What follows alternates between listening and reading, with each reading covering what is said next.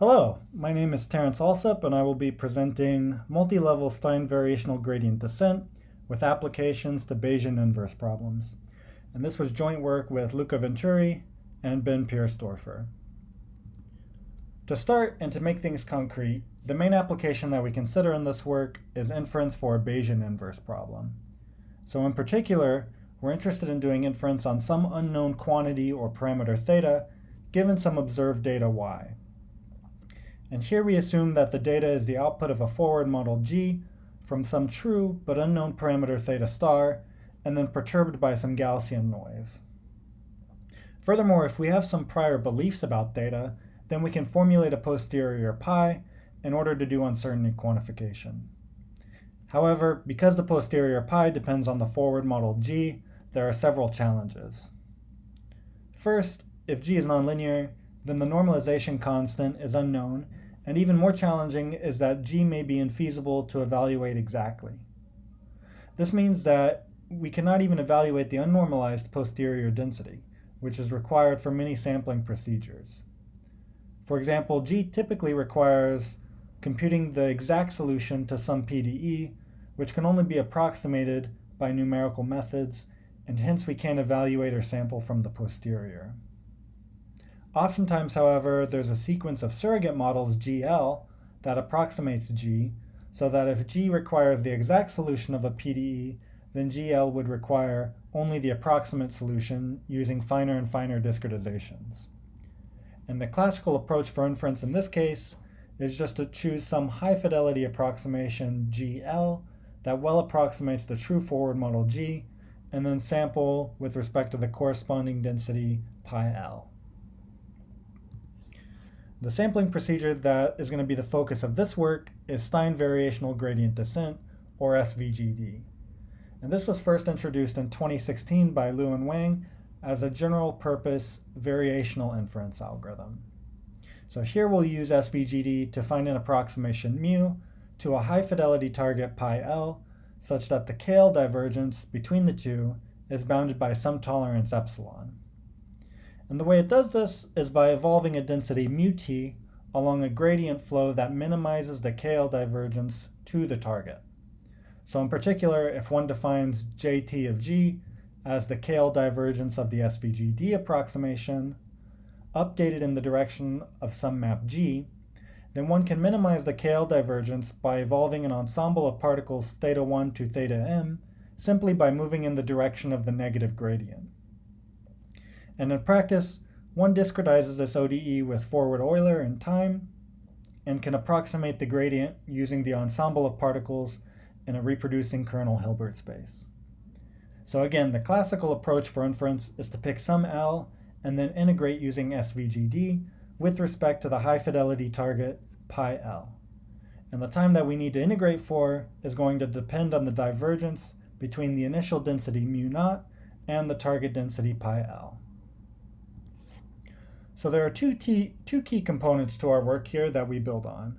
The first is multi-level methods for sampling, and this includes MCMC methods that exploit hierarchies of distributions, such as multi-stage MCMC and multi-level metropolis Hastings. And then there are also multi-level variational methods, where a transport map is parameterized a priori and then learned. And finally, there are multi-level particle filters and multi-level sequential Monte Carlo methods, which is perhaps closest to our work here. And the second key component that we build on is, of course, svgd. And despite being a fairly recent method, there is already a significant body of work on this method. First, there is theoretical analysis of svgd, which is done in the mean field or infinite particle limit.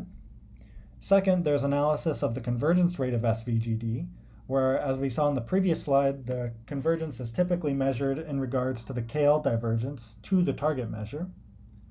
And third, and yet another area of research into svgd, is on its improvements in variance, such as using Newton directions or other acceleration techniques, which can also be applied to our multi-level svgd method described in the sequel.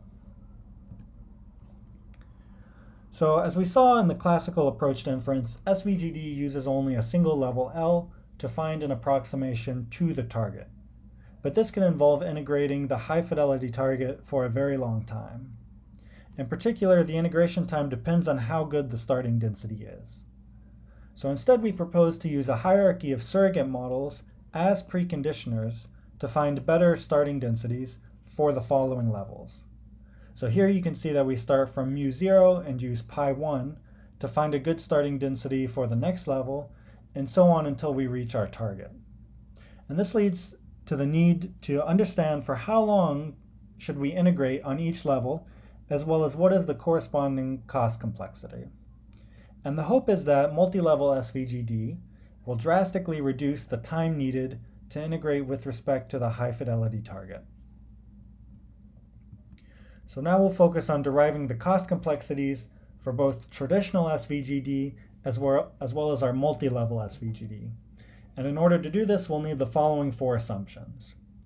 First is that we assume the cost of evaluating each model GL is bounded as s to the gamma L for some s greater than 1 and some positive gamma. Second, we'll assume that the discretization error of the surrogate models decays as s to the minus alpha L for alpha positive and s the same as before. These first 2 assumptions are typical and are what appear in analysis of multi-level Monte Carlo, for instance. Third, we assume that SVGD converges exponentially fast regardless of the starting distribution. And finally, we have this envelope assumption, which just requires that the SVGD densities be bounded by the prior density to avoid strange behavior in the tails. And this is akin to what one might see in rejection sampling, for instance. So with these assumptions, we can now derive the following 2 results. First is that for traditional single-level SVGD, the integration time t needed to reach an approximation with the KL divergence bounded by epsilon scales as the log of the KL divergence from the starting density to the target density divided by epsilon. And this leads to a computational complexity that scales as epsilon to the minus gamma over alpha times log of 1 over epsilon. And for multi-level SVGD, we derive that the integration times needed at each level are actually constant, and that the computational complexity for multi-level SVGD scales as epsilon to the minus gamma over alpha. So we gain a theoretical speedup of order log of 1 over epsilon. Of course, in practice, we don't know a priori the integration times needed at each level because we don't know the KL divergence. So what we do instead is we draw an ensemble of particles, and then for each level we integrate with respect to pi L by computing the gradient and updating each of the particles according to the gradient descent update. And again, since we can't monitor the KL divergence, we switch to the next level once the norm of the gradient is below some pre-specified threshold epsilon. And we find that this procedure works well in practice. So to start, we test this algorithm on a nonlinear reaction diffusion equation where f here is the nonlinear reaction term, and we want to infer the 2-dimensional parameter theta. The high fidelity model in this case discretizes the nonlinear PDE using finite differences with a mesh width of 2 to the minus 5, and the surrogate models use mesh widths of 2 to the minus 3 and 2 to the minus 4. So using a Gaussian prior and then perturbing the data with 0.5% noise, we obtain the posterior here shown on the right. And the main thing to notice here is that the posterior is highly non-Gaussian, which makes it difficult to sample in general. And then here are the results that we obtain. So the plot on the left shows the norm of the gradient versus the total runtime, whereas the plot on the right shows the norm of the gradient versus the total number of iterations taken. And you can see by looking at the dotted black curve that although SVGD converges in fewer total iterations, multi-level SVGD, which is shown by the blue and the red curves, is able to actually offload the bulk of the cost onto the lower levels, making it much more efficient overall. And here you see that most of the iterations actually occur on the lowest levels, which are cheaper. And additionally, in these plots, we can verify that multi-level SVGD is correctly inferring the mean when compared to an MCMC reference. So for the plot on the left, we can notice a few things. First is that SVGD on the lowest level isn't sufficiently accurate, but SVGD using only the highest level is very expensive. And meanwhile, multi-level SVGD is both an order of magnitude faster than svgd, and it is accurate. So for the two plots on the right, we compare the pointwise error in the finite difference solution U, computed at the mean of the multi-level SVGD and the mean of the svgd particles respectively, for the same costs. So we see that for the same costs, multi-level SVGD is much more accurate. And here we again test on a Bayesian inverse problem of inferring a 16-dimensional parameter. The parameter controls the effective stiffness of an Euler-Bernoulli beam, modeled by this equation, where U is the displacement of the beam and F is an external force. On the left, you can see a pairwise density plot of an analogous 3-dimensional problem, and you can see that the density is very non-Gaussian.